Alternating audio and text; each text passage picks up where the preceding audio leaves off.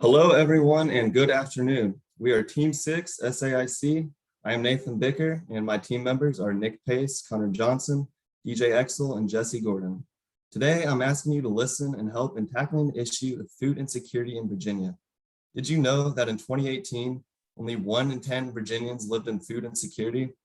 According to Fairfax County Times, since the pandemic started, the amount of residents in Fairfax County, VA, has doubled. However, during that time, the number of Supplemental Nutrition Assistance Program participants only increased by 22%. The SNAP program is a good program that gives Virginians access to food and is based on a dated statistic for the poverty line. However, it has its flaws. One flaw being that it excludes people with higher gross incomes in areas where there is a higher cost of living. Because of this, there may be a gap between who are currently eligible for SNAP and all people who would be potential beneficiaries. If we had a way to predict food insecurity, we could better determine who exactly needs benefits. Now I will be passing it on to Connor to discuss some metrics. Thank you. In order to better show this problem, we decided to create a new metric for showing the effectiveness of the SNAP program. Instead of comparing the number of SNAP participants to the overall general population, this metric instead compares it to the number of people experiencing food insecurity. By doing this, we were able to show exactly how effective SNAP is in reaching the people that actually need it. Because of the limited data we had access to, we have to make the assumption that all SNAP participants are actually food insecure. It is reasonable to think that food insecure are the main ones applying for SNAP, so any error from this assumption is likely negligible. To show that the eligibility requirements are insufficient in higher income areas, this graph compares the effectiveness of SNAP to the median income of each locality in Virginia. As seen in the graph, the effectiveness of SNAP drops as the income of an area increases. This is likely because the cost of living in high income areas is higher, so many people that are food insecure have incomes higher than the SNAP requirement.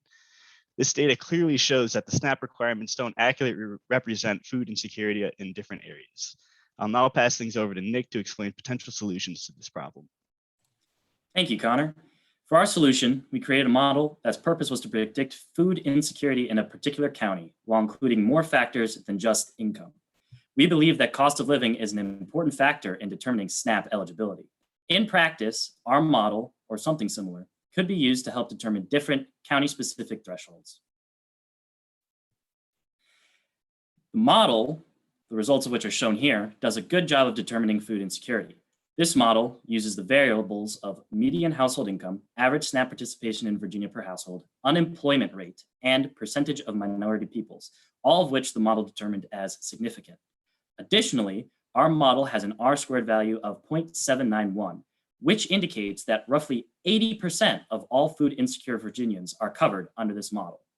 Now, we do realize that there are probably more than these factors that go into this calculation, but these were the most significant factors from the open data available. Now, I'll pass it to DJ to talk about results and next steps. Thank you, Nick. As you just said, the model we have developed is a starting point, but we also believe it can be improved. For starters, we couldn't find data on housing, healthcare, or access to food that was useful to our model.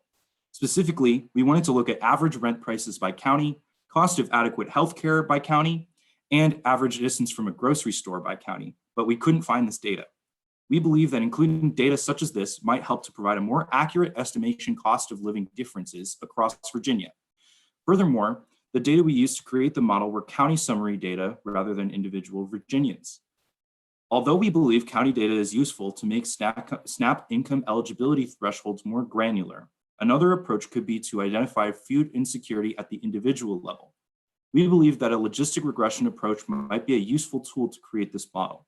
A further exploration into this potential solution could directly impact individual Virginians who need the assistance that SNAP can give, but aren't currently eligible for the program. In our call to action, we want to highlight that SNAP eligibility should take into account more than just gross income, and we suggest looking into possible other factors that could be used to determine that eligibility. We also suggest changing the SNAP eligibility threshold from a statewide standard to one that is county specific. In doing so, we believe fewer Virginians will have to worry about where their next meal will come from. Thank you for your time, and we hope you consider our solution.